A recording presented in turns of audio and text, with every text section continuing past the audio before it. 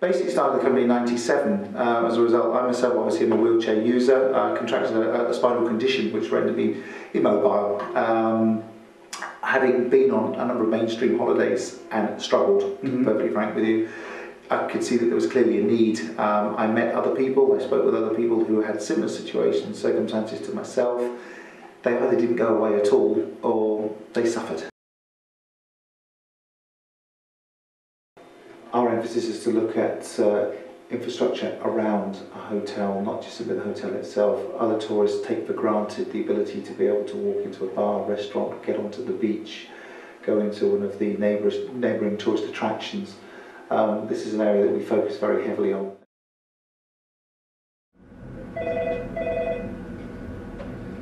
Good morning, Accessible Travel. Frankie speaking. How can I help?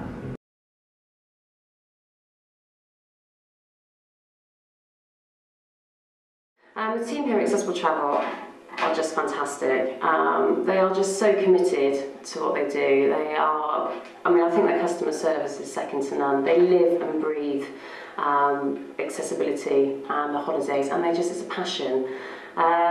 They get a lot of rewards out of it. They get to know their clients personally, and it's lovely little things like when they come back, if our clients come off holiday, they get postcards and flowers, and it just makes their day. Not only are they just in the office, they actually go out to resorts and they actually view everything, and I think personally that's a major plus for any client actually booking through Accessible Travel. They've seen it, they've breathed it. We actually travel a lot with Andy Wright, the director, who's a wheelchair user himself, and we usually go out and really act more like his carers, and in fact pushing him around. So again, you know the gradients of the roads, or if there's a slope, if the access to bars and restaurants are really high or low, or things like that. So it works really well. But beyond all, I think they all follow everything through. They take everything personally. It's like booking their family member going away. I think one of my biggest concerns was trying to find a balance. I was aware that there were holiday operators out there that provided, shall we say, coach tours for disabled people, but they were all grouped together simply because they happened to use a wheelchair. Probably had little else in common. I'm myself a family man, I have a wife and 2 children. The kids want to enjoy a kiddies club, as any other kid would want to do. My wife obviously wants to have my needs met whilst we go abroad, but Tim wants to lounge on a lounger by the swimming pool. It was trying to find a balance, an integrated environment that would cater for my needs as well as that of my family. Now, my favourite destination as a wheelchair user, I'd probably have to say is Egypt. I'll be frank, prior to undertaking the journey, I didn't actually think it would work for me. I'd always led to believe that that was probably just one stage too far. Yes, you have to go in with an open mind. Of course, you're going into temples that are thousands of years old. They were not designed for wheelchairs.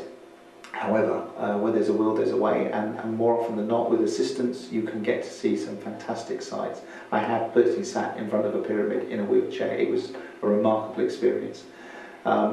A lot of the modern hotels now are obviously building with accessibility in mind, and therefore, if you can find a Western hotel in some of these locations, they lend themselves very nicely. A lot of the transport has been adapted accordingly. We work very closely with an agent there who has made a number of adaptations, having himself been a surgeon and understanding the needs of disabled people. So from my perspective, working with the right people on the ground can definitely make all the difference.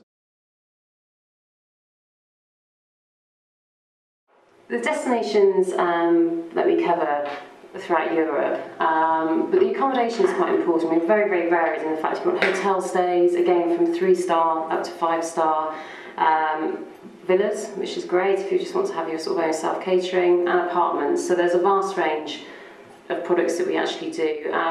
The areas probably what we cover are sort of Canary Islands, so Tenerife, Gran Canaria. Spain's really, really popular. Cyprus is fantastic. We've got a great couple of representatives out there, their family, and they've actually got a boat that they use for the hoist. So again, one of my clients went there and he actually went swimming with his children, which is fantastic in the sea. South Africa are great to do safaris, even from lovely 5-star hotels there, or even going camping, again, which is really accessible, and then also sort of Egypt.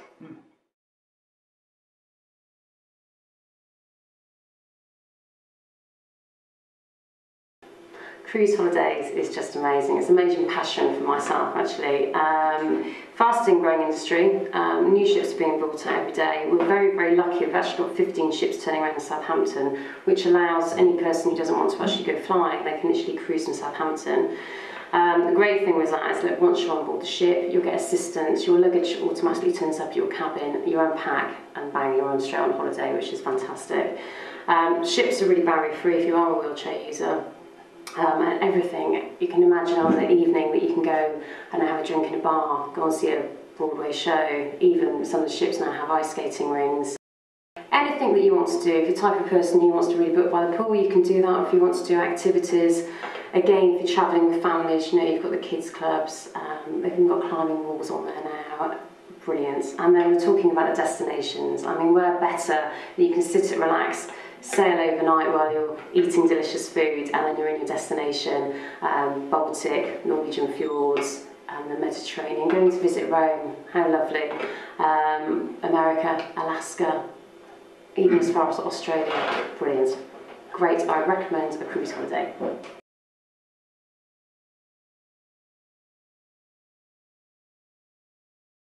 Our biggest selling point is that we have seen everything that we sell in the brochure. If we don't like it, if it doesn't meet our needs, we don't sell it. It's as simple as that. You will not find anything in the brochure that I myself or one of my agents that I trust and respect has not physically checked it out first.